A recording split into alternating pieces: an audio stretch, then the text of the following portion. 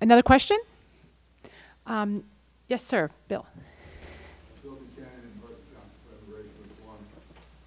Can anybody give an estimate of the percentage of people that come across the border that are carrying drugs, and to what extent are they carrying drugs in payment for their opportunity to come here? Well, I can probably be the only one to look at that. A percentage, no, because most of those people refuse to talk to us when they're caught, and that's if we catch them. You have to realize that when you intercept or interdict a load of drugs that are coming up through the desert, it's usually a string of 5 to 6 people, sometimes as many as 12, that are carrying anywhere from 60 to 75 pounds of marijuana apiece on their back with a homemade backpack, and they're carrying a gallon of water in their hand. They're escorted by armed guards most of the time, and when they're interdicted, usually it's drop the weed and run. And you know, when you're only interdicting with 4 or 5 deputies and you're out, man. I mean, you're chasing ghosts in the desert in the middle of the night. They have a lot of impetus to get away because if they're caught, I mean, especially the rules have changed with the cartels. You know, once upon a time you lose your weed load. It wasn't a huge big deal because weed wasn't the cash crop for the cartel. It was the cocaine and the methamphetamine and the heroin. Those used to be throwaway loads to get us to look at the weed so they could smuggle the other stuff in behind us. Those have changed. The weed's a big market right now. And, you know, we intercept about 11,000 pounds of weed a month. And that's stuff that we can't tie to a charge. We can't charge anybody for. It's the stuff that's dropped and everybody runs. Do we find them? Very, very rarely because they know the desert and they run pretty fast. But when we do catch them and interview them, normally the first thing out of their mouth is, "I want my attorney present." So you know what happens after that? Nothing as far as an interview. So we don't know. I mean, if it's for payment, we assume that it is because many of those people, you know, they'll tell you where their destination, their final destination is. It's Chicago, it's Iowa, it's Denver, it's Pittsburgh. And so if that's their final destination, they're not going to take that weed all the way there. That's their form of payment to get across the border. Thank you. Yes, there's a question on the aisle, sir. For those of you that both have 287G and secret committees and those that don't, DHS has obviously come out with its, I guess it's a tiered system of who is the highest priority and who is the least priority.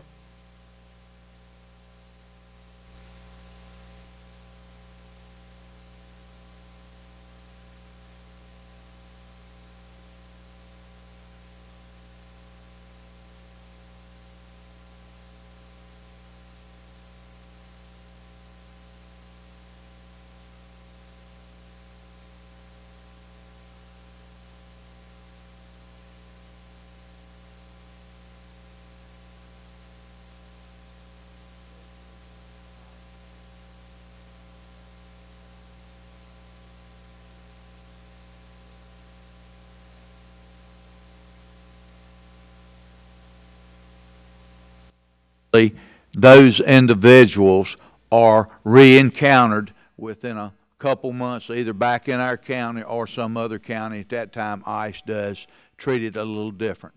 You know, talking last night with ICE, I think they have the ability to possibly, or resources to deal with 400,000 a year. I think that's what they said last night. And I think recently a figure was released for like 355,000 or something they dealt with this past year. So certainly they are going to have to look, I think, at what categories they want to really concentrate on. Personally, I think if you've crossed the border illegally and then you violated a state law, you should be sent back to your home country. However, I understand their resources are very limited.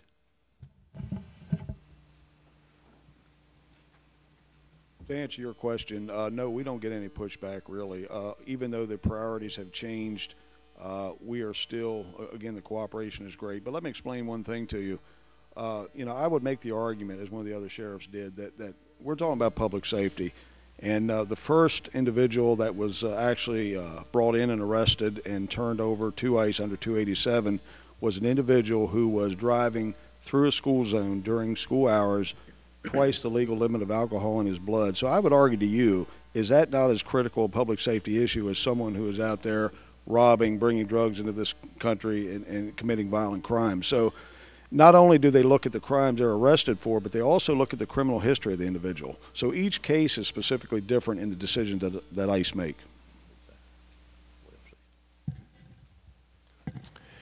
And it's not just an issue of 287G. A lot of times when a detainer is placed on someone and they enter deportation proceedings, a lot of time it's similar to what we go through in our system at the local level. You know, you're let out on bail or you're let out on your own recognizance with a hearing date in the future. That happens all the time. We call it in through the front door, out the back door. It happens with ICE and their system as well. And a lot of times people go out and reoffend. And, you know, back to the DUI situation, there's been many instances where I believe a DUI is just as dangerous as someone walking around with a gun to your head. I've investigated way too many of them that were fatalities. And so the people that are arrested for DUI and in through the front door and out through the back door, I think that's wrong, fundamentally. Where that comes from, that's a prioritization perhaps through the Department of Homeland Security. We don't run that side of the program, but if an immigration commissioner or judge does let that person go on OR or bail, we don't have any say-so over that. But I can tell you that that's happened a couple times in my county, and specifically one was OR'd, arrested and detained and OR'd, and had a gunfight with my deputies, you know, a couple months later. So it is an issue. Pushed back officially? No. I think we have time for one more question. Yes. Hi, I'm Jenkins. I'm the Center's National Security Director, and thank you all for being here, Jessica, for holding this.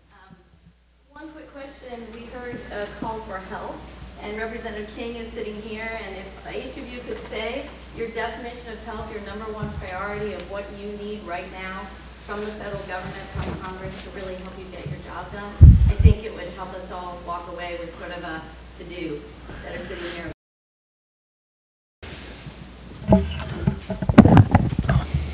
Border security, 2 words. I'd have to say things. Homeland Security should begin at our borders.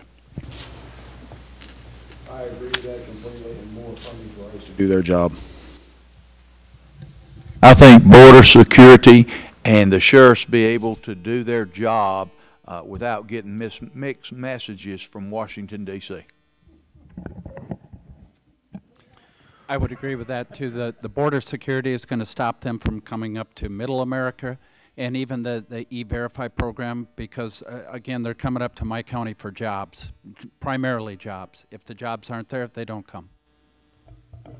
I'm going to disagree a little bit with my fellow sheriffs, and I'll tell you why. I think sealing the border is a very important part of this, but if we went to the border today and sealed the border, we would essentially be fighting a two-front war, because we've got the other side of the border to worry about in a foreign country, and then we've got everything that's already here to deal with.